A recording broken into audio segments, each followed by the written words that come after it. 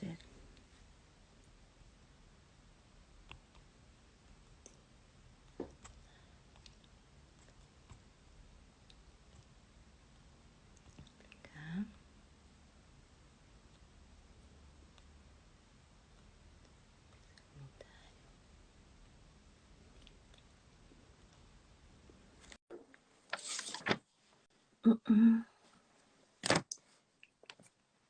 Olá, deixa eu ver.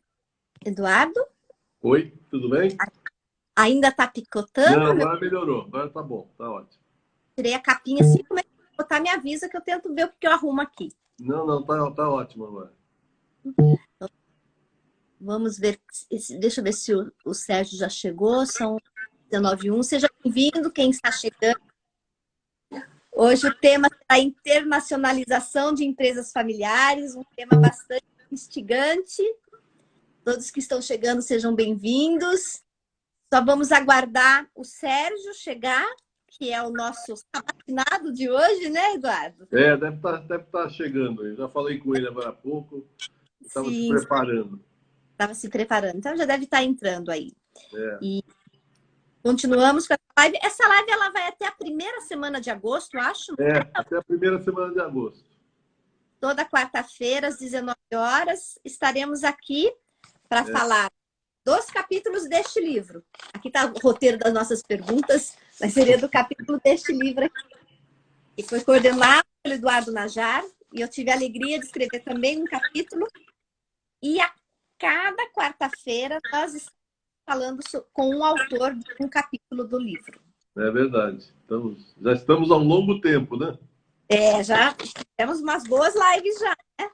Agora, 3 de julho, acho que é a primeira semana de agosto. Terminamos na primeira semana de agosto. Olha, não estou vendo se o Sérgio entrou aqui. Não entrou, não. Até agora não entrou. Não entrou ainda.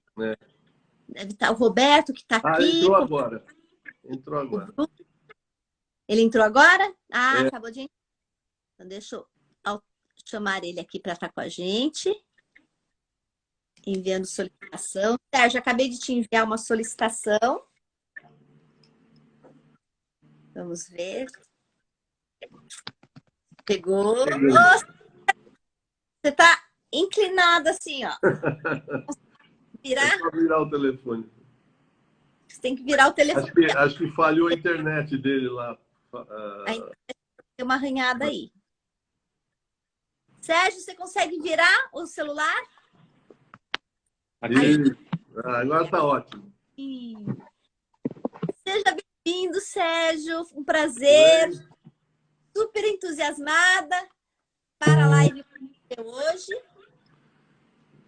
Mas eu acho que a internet dele está picotando. Né? A internet está picotando. Deixa eu trocar, eu vou colocar só um minutinho. Vou sair da live, só um minutinho. Às vezes acontece isso. Sim. Né? E este horário tem muitas lives. Congestiona, né? Congestiona, daí a gente não dá conta. Vamos ver se está aí para a gente iniciar com ele. Este tema, gente, que está chegando, pessoal que estão chegando, boa noite, sobre internacionalização de empresas familiares. O que isso tem a ver com pequenas, médias e grandes empresas? Como isso... É verdade. E ele saiu de novo, Eduardo. Acho que ele saiu para poder entrar. Entrou de novo. Ó. Entrou de novo. Vamos lá. Convidá-lo para entrar. Enviei a solicitação. Vamos ver se agora vai. Mas essas coisinhas acontecem mesmo, não tem? Isso não tem jeito. Aí sabe esse é a nossa infraestrutura, né? Não tem como. Tá entrando. Tá entrando? Aqui, entrou. Tá ouvindo direito? Tá ouvindo, né? Tá vai funcionar. Ótimo. Seja bem-vindo, Sérgio. Que prazer e que curiosa estou, apesar de já ter lido o capítulo deste livro, para quem está chegando, vale a pena adquirir. Mas com esse tema que é internacionalização de empresas familiares. Eu vou, como sempre, no início da live, passo a fala para o Eduardo, que ele te apresenta a gente começa. É um prazer estar com você aqui, viu, Sérgio? Faz tempo que a gente não se conversa, né? Faz tempo. O Sérgio é um especialista na área de internacionalização. Ele vai poder contar um pouco para a gente do que ele está fazendo e do que ele pensa nessa área, né? E vamos ter prazer de ouvir e aprender, né, Renata? Vamos aprender bastante. Com certeza. Vamos aproveitar a batinada. Então, Sérgio, você pode dizer para nós, fazer uma apresentação rápida, dizer o que você está fazendo agora, ultimamente? Sim. Então, a minha trajetória é no campo das ciências sociais, né, envolvendo economia, administração, política, e atualmente eu participo como diretor acadêmico do IBREI, Instituto Brasileiro de Relações Empresariais Internacionais. Então, nós temos um programa, né, de certificação para diplomacia corporativa. Na minha carreira, que já faz mais de 30 anos, né, eu já trabalhei em várias áreas, né, predominantemente no campo das ciências sociais, política, sociologia, né, relações internacionais, né, e tive o prazer de também criar o curso, né, de um curso de relações internacionais, que já faz 14 anos, internacional em marketing e negócio. O primeiro curso no Brasil de forma diplomática corporativos, né? Esse é o meu legado, vamos dizer assim. Tá bom. Ô, Sérgio, começa falando para a gente, então, no ponto de vista internacional, né? O que significa, como é que está localizada a empresa familiar no mundo, né? Vamos dizer assim. Sim. O Brasil ele já é globalizado, né? No entanto, ele teve um tipo de industrialização que levou muito os cursos de administração muito xenófobos, né? Falar muito da realidade nacional, e a internacionalização foi recente nas empresas familiares mais únicas. Quando a gente fala de empresas familiares, a gente pode dividir em dois grupos. Aquelas que têm um pequeno e médio porte, e aquelas que já têm capital aberto. Então, dependendo do tipo de empresa familiar, ela caminha por um tipo de internacionalização. Sérgio está picotando um pouco a sua voz. Tá. Se você mexer no volume aí do telefone, melhora. Tá, deixa eu ver.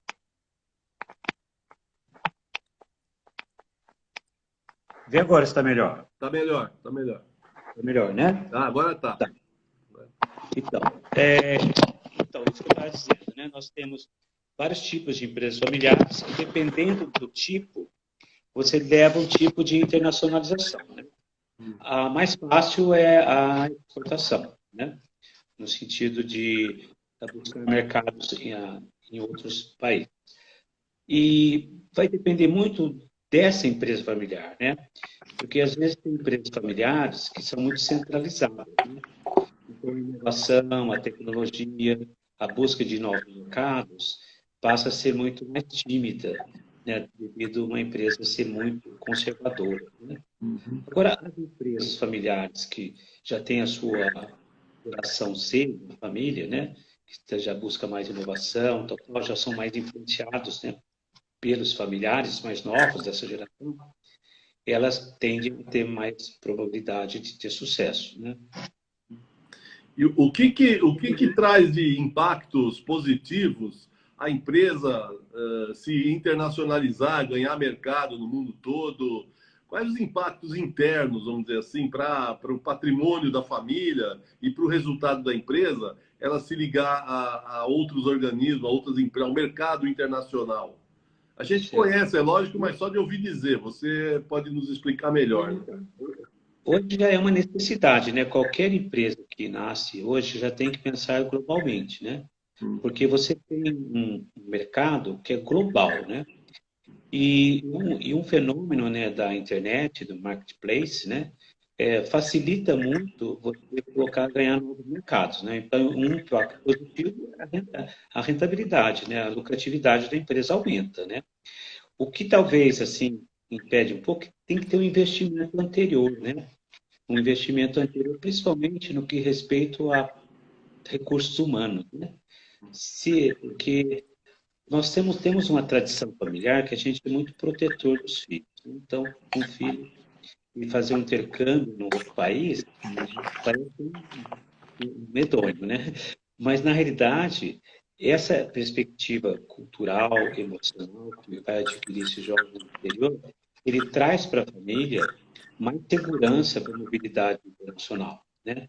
Ele é um ativo da família, na realidade. Então, eu acho que os pais deveriam ver os filhos como assim, investimento, né?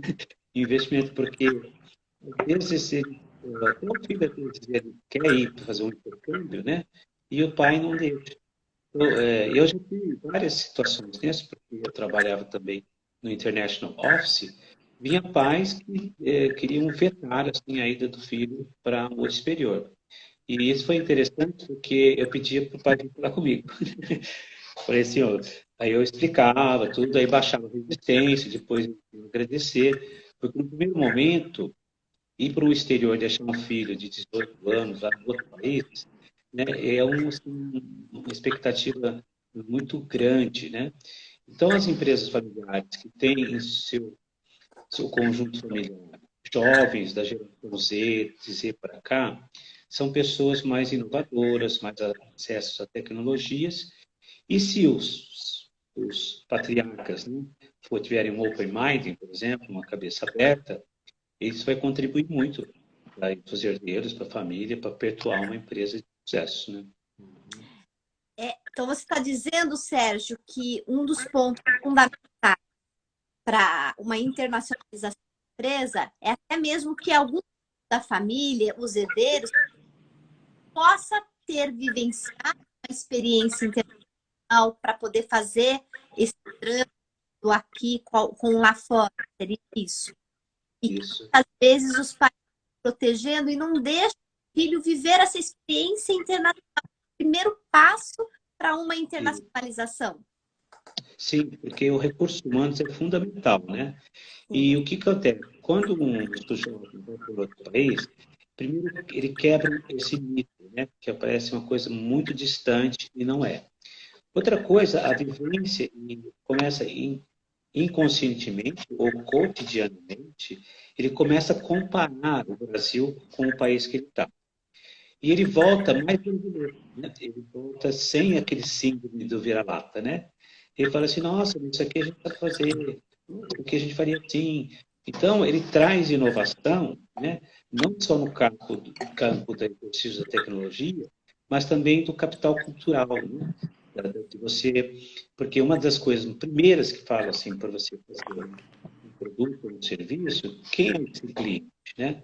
Então, se uma pessoa já viveu na França, já viveu na Inglaterra, ele traz para o Brasil uma mobilidade. Isso posso dizer aconteceu comigo, né?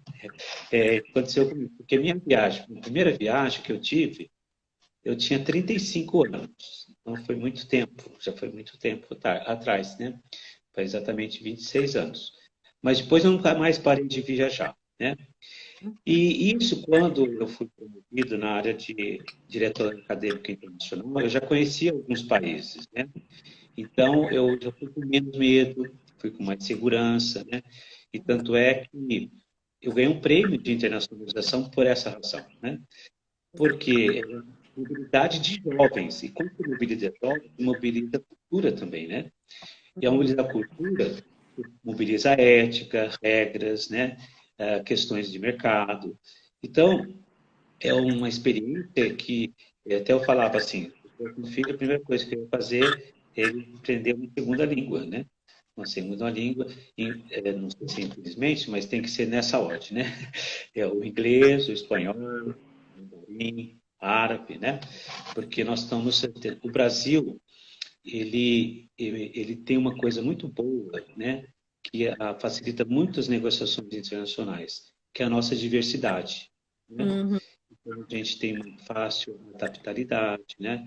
Então, nós temos muito trânsito, né? A gente consegue ser empático, né? Então, isso são recursos que estão dentro da nossa cultura. Então, se uma família pobrinha ou rico, vai ter essas diversidades. Então, que as pessoas de menos favorecidos quando investe nessa área, eles ganham bolsa. Infelizmente, você vê alunos em Harvard, em Oxford, e são pessoas assim de baixa renda, né? De origem de baixa renda. Então, eu vejo assim que isso contribui não só para a família, mas nacionalmente, né? Você fortalece a imagem do Brasil, né? Uhum. Você, isso me lembra, você melhora a paz, né? Você melhora as paz, você menos guerra, né? Você Uhum. tem, até eu lembro muito de um filme que um soldado viveu na guerra juntos, né? Sim. E eles tiveram uma situação que um estava do lado do inimigo e o outro estava no outro. Eles tinham que tirar um cavalo numa cerca, né? Uhum. E quando eles se depararam, eles viram que eles não estavam na mesma universidade, que na realidade eles tinham feito intercâmbio, eles estavam se guerreando. Olha. E essa é uma metáfora tão fantástica, né? Porque a internacionalização, ela incentiva a paz, né? Ela incentiva a solidariedade, a competição, mais cooperação do que competição. Sim. Isso começa com a família, né? Você vê a origem das famílias, das empresas familiares, a maioria são familiares, né? Sim. E nós somos nascidos globalmente, né? Vivemos culturas tão diversas, né? Uhum. E, e os pais, assim, eu acho que tinha uma questão cultural muito grande, que é o síndrome de vira-lata, né? Uhum. Eu acho que essa síndrome de vira-lata é que a gente tem, parece que a gente tem uma autoestima baixa, né? No sentido de tudo que é nacional não é bom, Uhum. e tudo que é internacional é melhor. Então, você vê que os brasileiros, por outro lado, os brasileiros não investiram muito em inovação, em tecnologia, em pesquisa e desenvolvimento, né? Porque é daí que surgem bons produtos, né? Uhum. E a internacionalização vai ajudar isso. Você internacionaliza ideias, você aumenta a mobilidade nacional. E hoje, com a internet, é uma coisa assim fantástica. Você em casa, você cria uma empresa virtual, né? E é o que está acontecendo hoje, né? O cara tem uma papelaria, ele publica tudo na China e vira um comercializador disso. Ele virou internacional, É certo? verdade. Aí tem um problema. Aí se alguém já deve ter experiência de ter comprado um produto chinês, né? Quando você abre, né, você vê muito problema de tradução, né? Você vê quem que traduziu isso, né? Então, outro problema também é que falta brasileiro de entender os outros idiomas É, para melhorar até o marketing, melhorar a comunicação internacional. a voz está vindo muito picotada. É, dá Vou uma... colocar aqui, ó, vê se está vendo agora. Acho que Tá se você vendo? chegar mais perto, fica melhor isso. Tá, vê se está bem melhor agora. Tá bom? É Tá melhor? melhor, tá melhor. Ah, bem Bem melhor. melhor? É. Bem melhor. Ah, então. Desculpa, tá? Ia e voltar as vozes. Sabe o que acontece? É que eu estou em Jaguariúna, né? De Jaguariúna, o sinal é muito ruim. Eu estou no meio do mato, na realidade. Então, por isso que está sendo isso. Eu estava falando, né, da importância, né, da formação, né, dos filhos, né? Tanto dos filhos no sentido cultural, né, no Uhum. sentido científico e também de mobilidade, né? Uhum. Porque se é uma empresa familiar, hoje ela tem que pensar globalmente, porque e hoje é muito fácil você ter um mercado internacional, né? Eu fico pensando assim, é uma coisa para se pensar, né, no futuro sobre isso, né? Eu lembro que eu estive na Europa há um tempo, eu fiz intercâmbio em Paris e tinha uma caneta que eu adorava, a caneta, Uhum. uma caneta assim que você pode pagar. Eu sei que eu pagava $6 cada caneta, né? $6 cada caneta. Então isso teria quase R$ 36 hoje, né? Sim. Essa caneta, na realidade, ela vem da China. Você compra por 10 centavos. Olha. E aí, imagine você montar uma papelaria virtual para mobilidade interna. Porque o problema do brasileiro também é assim, aquele negócio do teste do caramelo, dar caramelo para as crianças para ver qual que vai esperar para comer ou aí que não vai esperar, o Sim. brasileiro ele perderia nesse teste, porque ele é ansioso, ele quer rápido. Então, ele quer comprar uma caneta, quer que a caneta esteja aqui. O sucesso do Mercado Livre é isso, né? Você manda, ele no outro dia está aí no Mercado Livre. Agora, se você comprar uma caneta de 10 centavos, aí você não vai comprar caneta, deve ter uma caneta, você vai comprar 200 canetas, tá certo? Sim. Aí você tem que esperar até 90 dias. Então, teria que ter uma visão logística muito interessante, né? Uhum. E depois, lá, ter assim, concorrer com a AliExpress hoje, quem está no Marketplace vai ter que correr, porque é impressionante o nível de acompanhamento, etc. Aí eu volto o link da geração Z e da família. A família, ela tem que ver que formar os filhos, colocar os filhos para estudar, até em escolas boas, escolas internacionais, bilíngue, não ficar segurando o menino que quer lá fazer intercâmbio lá, entendeu? Não pode, tem que ir.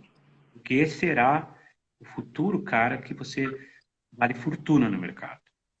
E hoje falta muito isso, né? Eu fiz uma pesquisa recentemente para buscar quem tem o perfil de diplomata corporativo, né? Porque o diplomata tradicional são aqueles diplomatas que têm o Estado como ele atende aos interesses do Estado. Sim. E até hoje, o currículo da Rio Branco, ela não coloca nada de negócios, né? Ela coloca uma relação das entidades nacionais, que seria o Estado brasileiro, e federal. Só que hoje o município se internacionalizou, a empresa se internacionalizou, aquela pessoa que vende lá um produto de beleza, vende um produto de beleza, que vem lá da onde, ela vive com um produto por causa do marketplace, né? Então você vê que na realidade você tem uma mudança de mercado tão grande, né? Que você tem que ter aquela ideia da teoria U, né? Você tem que ter mente aberta, coração aberto e vontade aberta, né? Porque isso eu acho que os pais têm também que rejuvenescer. Eu lembro também fiz um exercício que era um exercício para o empresário voltar a ser criança. Então, ele tinha que subir em árvore, fazer os brinquedos dele, resgatar a criança que tem dentro de nós, né? Sim. Porque se ele resgatar essa criança dentro da gente, você vai ser sempre inovador, né? Porque você é sempre curioso, né? A criança é uma questão curiosa. Então, a diplomacia corporativa, ela vem trazer esse profissional para as entidades subnacionais, que não seja o Estado, que possa ser a prefeitura, pode ser uma empresa. Por isso que a corporação, é o diplomata da corporação. Essa palavra também é um problema, porque quando você fala corporate, no inglês, bem bonitinho, bonitinho, o que é? Quando a gente fala corporativo no português, soa negativamente. Aí eles são muito corporativos. Ou seja, dá a ideia de que é muito fechado.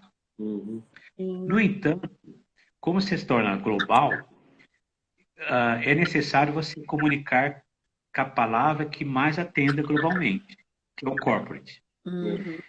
E aí o Brasil, você vai ler sobre isso, quais empresas, seja brasileiras, seja nacionais ou familiares, que atuam no mercado nacional.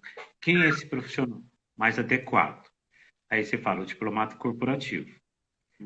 Mas esse é a pessoa, é igual advogado. Né? Você procura dentro da Nielsen o cargo de advogado. Não, ele não tem o cargo de advogado. Assim como não vai ter cargo de diplomata.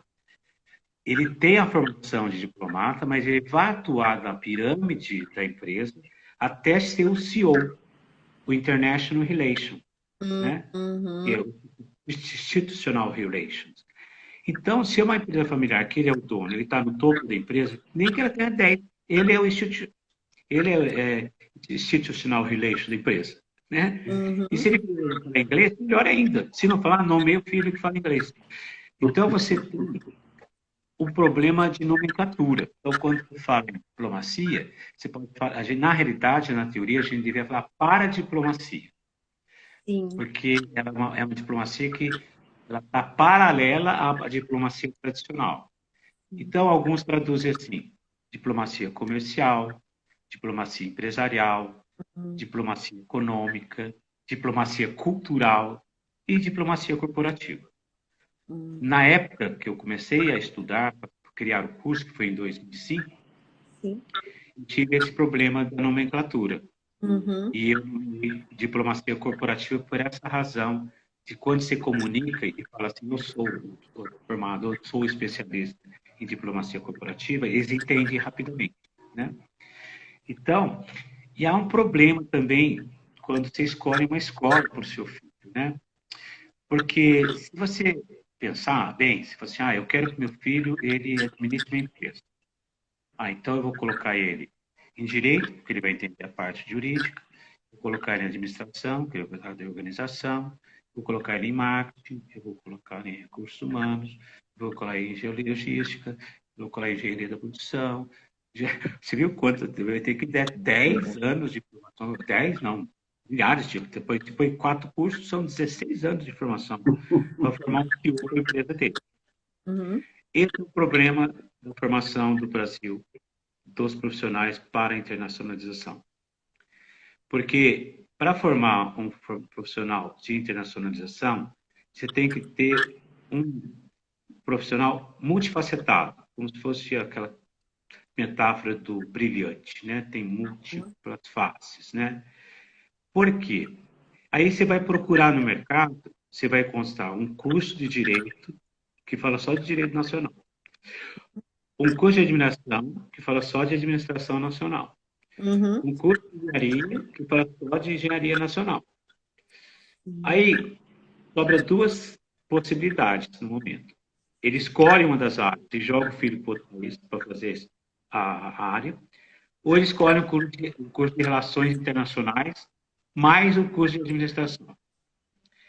O curso de diplomacia corporativa é isso, é um curso de administração mais relações internacionais. Então, imagine um abismo, né? Um abismo. De um lado está o curso de relações internacionais. Uhum. Do outro lado está o curso de administração. Sim. Quem está do lado do abismo, ele tem política, economia, direito e história. Um curso tradicional de RI.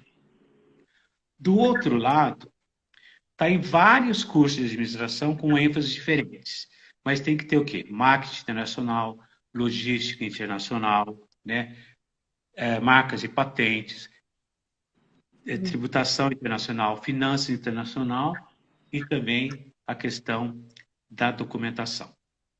Então, um aluno que está no curso de Relações Internacionais tradicionais, ele não consegue ser um diplomata corporativo, porque falta tudo aquilo que está do outro lado do abismo. Agora, será que ele vai ter que entrar 4 anos no curso, mais 4 anos no outro, mais 4? Não pode. Então, o que os outros países eles acabam fazendo? Que é o caso dos Estados Unidos, por exemplo. Quando os Estados Unidos, o primeiro curso que tem nos Estados Unidos, 100% é escrito Bachelor of Arts. O curso de graduação deles é um curso genérico. É na pós que ele vai ter a ênfase. Tanto é que lá eles têm o college, né? Sim. Para você falar que você é, por exemplo, um especialista em marketing, você não pode falar que está na graduação. Você tem que estar na pós-graduação. Aí o que eu queria dizer é que, assim, como que os Estados Unidos resolveu isso? Ele criou as entidades corporativas, ou chamadas certificações profissionais. Uhum. Um caminho que o estudante, tendo a primeira formação de graduação, ele vai tendo certificações nas áreas que ele quer para se apresentar no mercado ou naquelas que ele precisa. Sim. Isso eu estou desde 2005, nós estamos em 2021, então faz 16 anos que eu estou pensando isso, né? Então, eu estou criando uma certificação para diplomacia corporativa. Vai ser pelo IBREI, Instituto Brasileiro de Desenvolvimento de Relações Empresariais Internacionais. E aquilo que está do outro lado do abismo, marketing internacional, finanças internacional, logística internacional, marcas e patentes, tributação, né? Ele vai ter uma certificação. Aí você fala assim, mas nossa, mas o mundo tem 193 países. Como que alguém vai dominar tudo isso de 193 países? Sim. Não, não, não. Vai ser certificação por grupos. Então, a primeira que eu vou lançar é BRIC.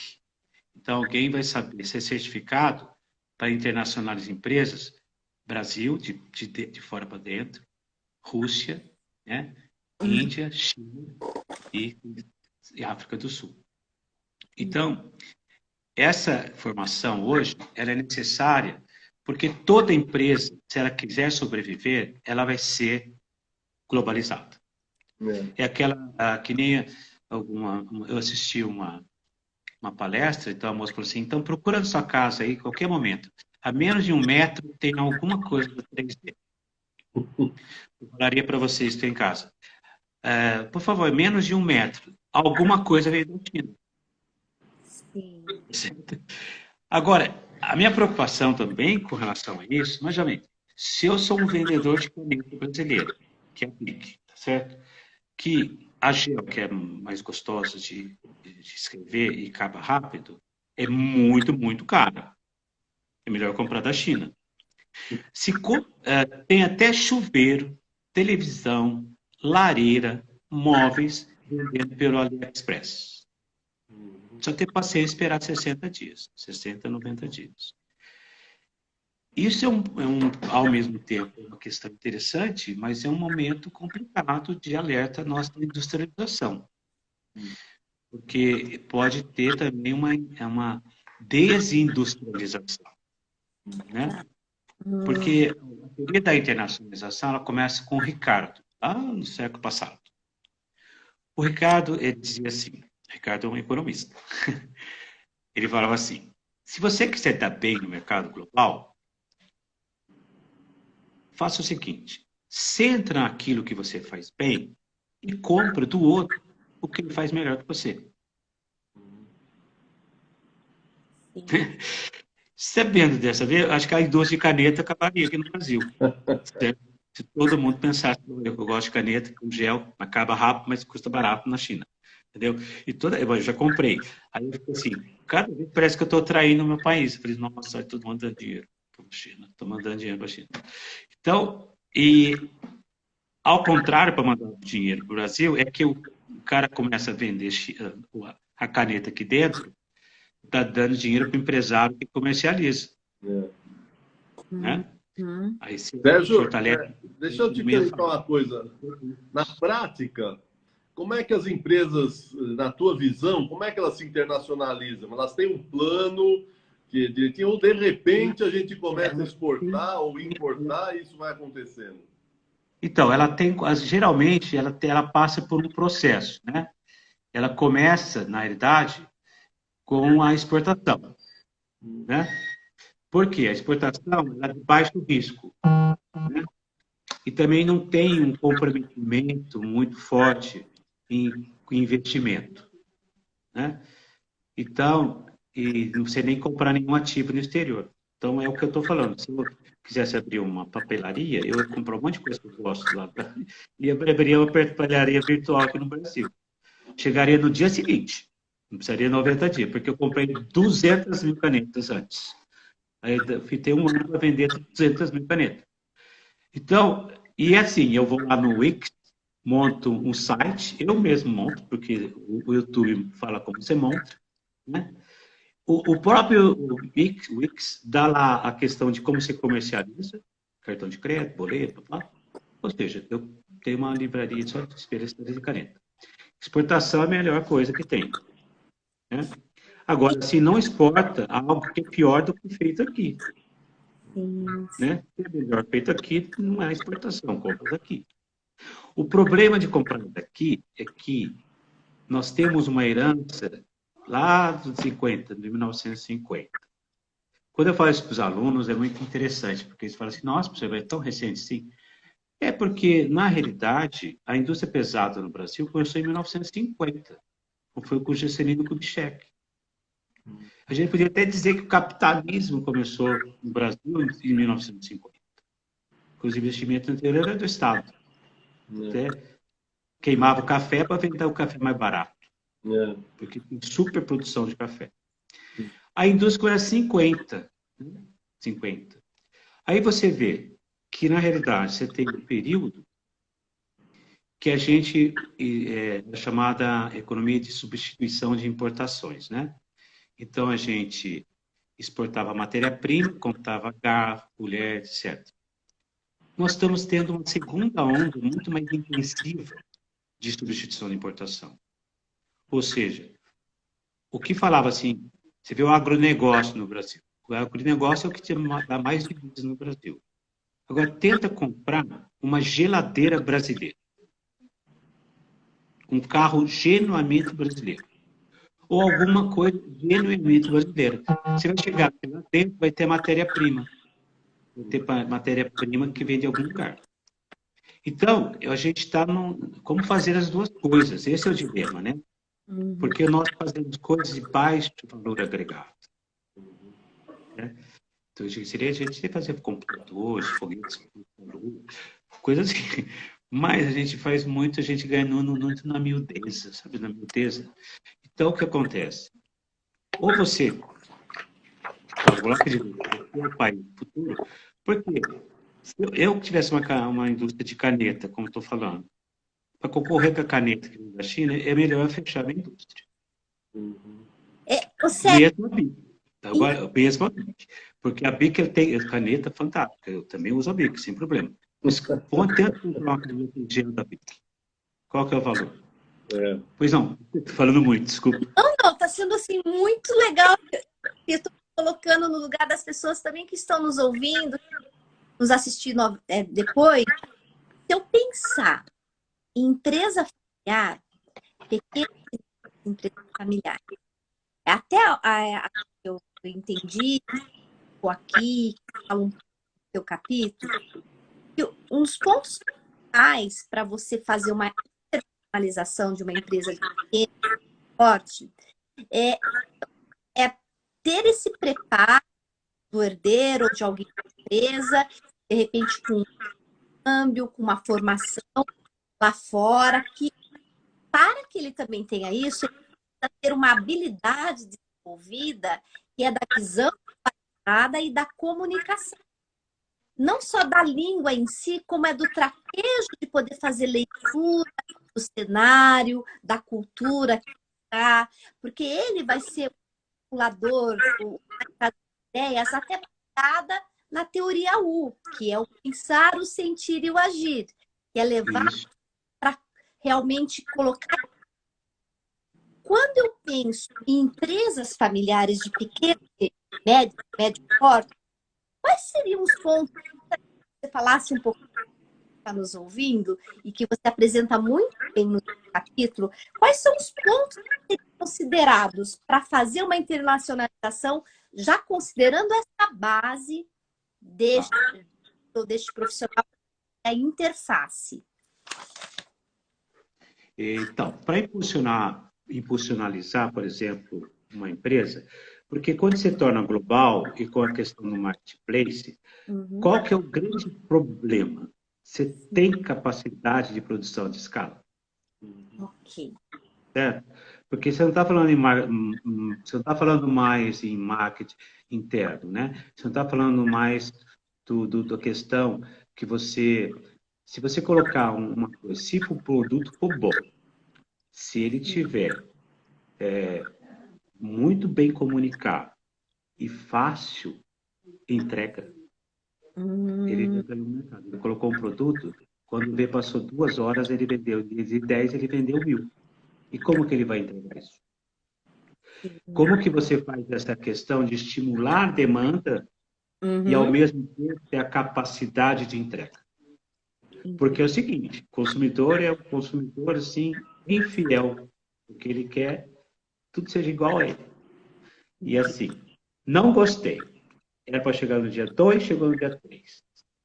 Não gostei. Era para chegar às 10 horas da manhã, chegou às 11.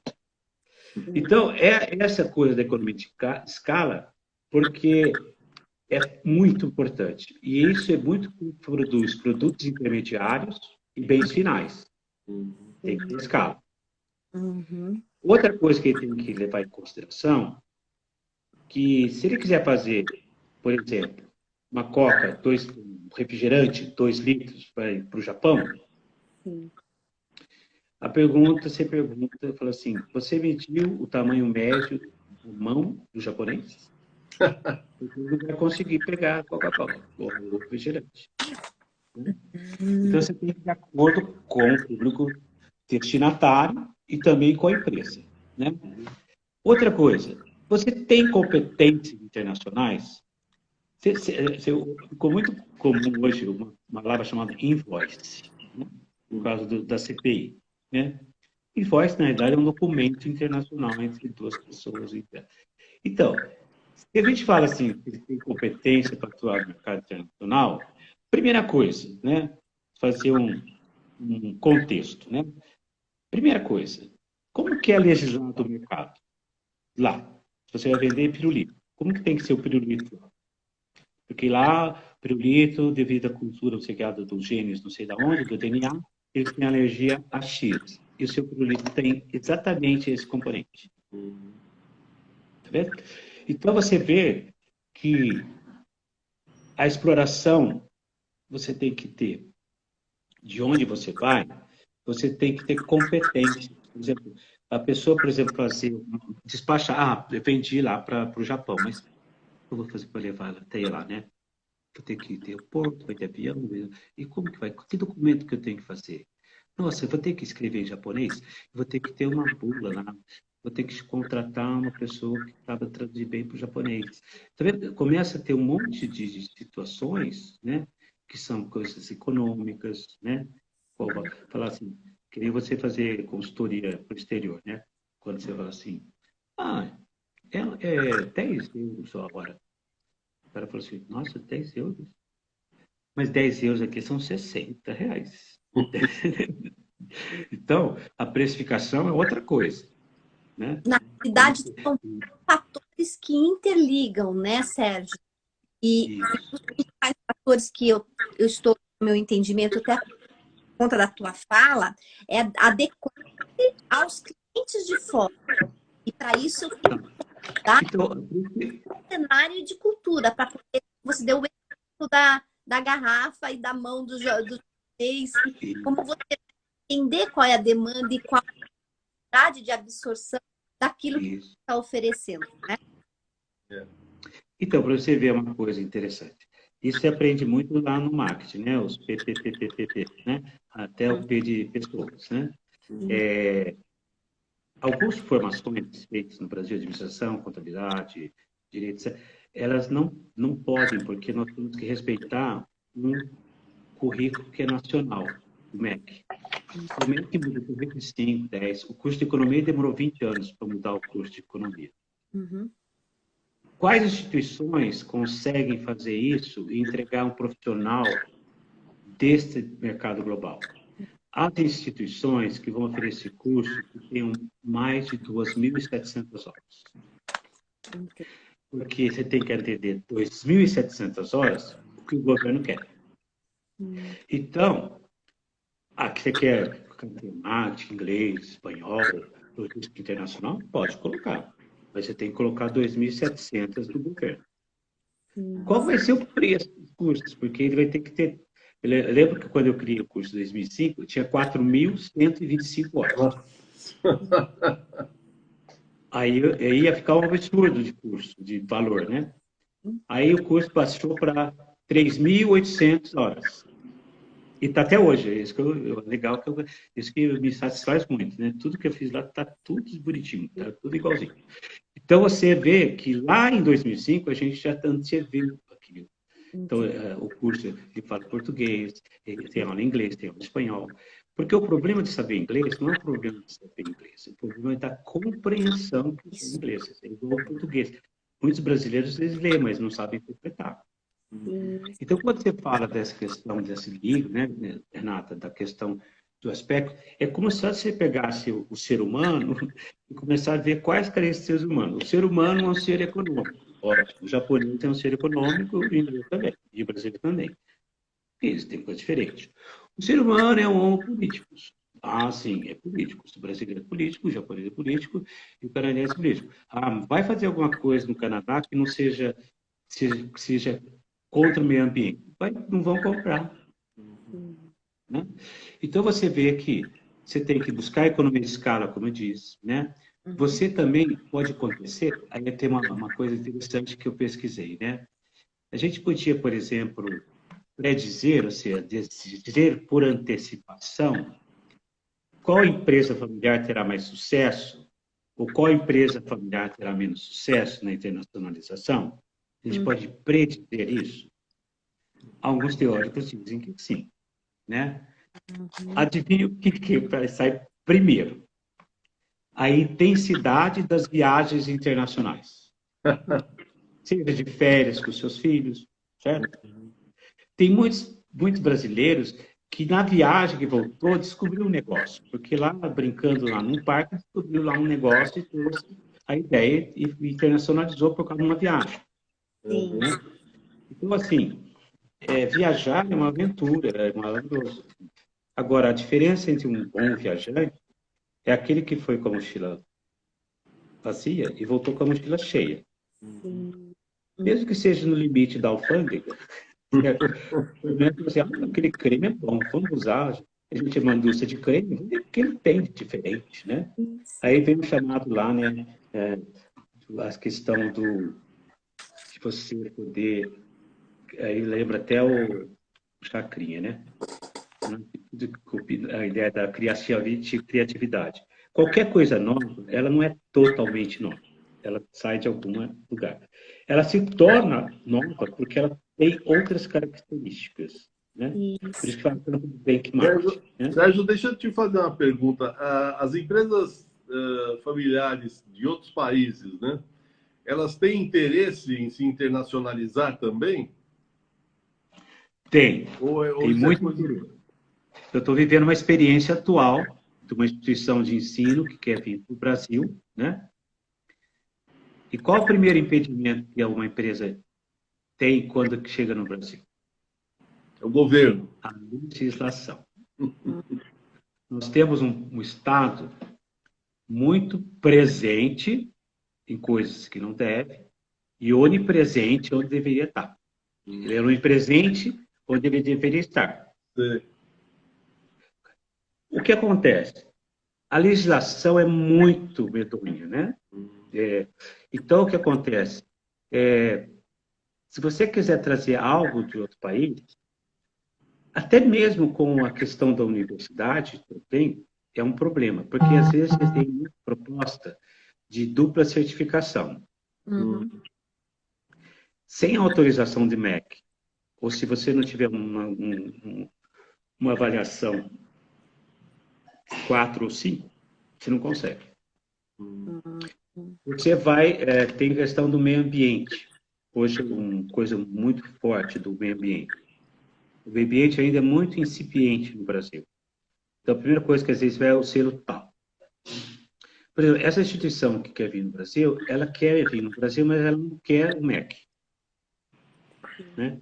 Então, ela vai possivelmente ser uma escola de curso livre. Uhum. Porque tem um problema no Brasil que é muito cartorialista. Então, assim, a primeira coisa, você fala assim, tem diploma? Tem certificado? Uhum. Tem carimbo do cartório? Então, quando na realidade, o estudante fala assim, qual a empregabilidade? Que adianta ter um diploma nacionalmente aceito se eu quero trabalhar em Paris? Sim. Eu teria que ter um diploma que tenha valor em Paris. Internacional, né? E essa escola, ela está realmente investindo nisso. Das pessoas que acabaram, que tiraram esse mito do Estado, né? Estado, é bom, vamos para o social, torço por você, tá certo? Mas deixa a gente ganhar dinheiro, sabe? E até administrar o dinheiro. Se você quiser que a gente contribua para a saúde, a gente põe lá, mas libera a gente, por favor. Né? Então, você tem um Estado muito, assim, muito protetor de um lado e muito antiquado, né? Do outro lado, né? Então, se vê essa coisa da CPI, Você vê, o cara se apresenta lá como coisa de 200 milhões, não sei de onde. O cara não tinha nem... Você vê como que é frágil a governança da família, a governança da empresa. Né? Sérgio. O cara se mantém aí de um big empresário, cria um site big não sei o quê. E eu acho que travou. O Sérgio. Denunciou lá. Ele fez isso e ele está lá multado. O que eu quero dizer é que tem cuidado comigo, senão eu vou para a ciência política. O que eu quero dizer com isso é que o Estado ele é muito presente. A primeira coisa que ele vai ter dificuldade é ter dados. Ah, tá, eu quero para o Brasil. Por favor, faz uma análise do macroambiente para mim. De cada 10 sites, 1 vai ter coisa em inglês. Então, quem está vindo vai ter que entender português. Certo? Sérgio, então, essa é a primeira coisa. Sérgio, eu estou preocupada com o tempo, porque agora a gente tem 4 minutos a 5 minutos para finalizar. Tempo pode fazer outra.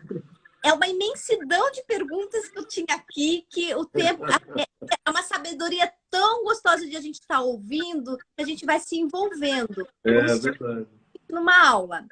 Então, eu vou pedir para você, a gentileza, uma última pergunta para fechar, considerando que você tem 2 a 3 minutos para responder para a gente fechar essa live. Que é uma pergunta que configura a nossa proposta aqui de empresas familiares. Que é assim, quais são os desafios para esses novos herdeiros das empresas familiares nessa temática? Tá. Considerando que você tem 2 minutos para responder, hein, Sérgio? 2 minutos. Tá ótimo. Bom, queria dizer também que se você tiver as perguntas, você mandar, eu respondo com todo carinho. Tá? Bom, a primeira coisa é a que eu falei, é investir em capital humano. Se é uma empresa familiar, o capital humano está dentro da família. O problema é encontrar na família um jovem interessado. Né? Porque é impressionante essa geração. Essa geração ela não é leal, muito menos fiel. Né? Então, investir em capital humano. Se for investir em capital humano, se não tem esse filho, pega um brilhante funcionário que vestiu a camisa, sabe? Investe nele.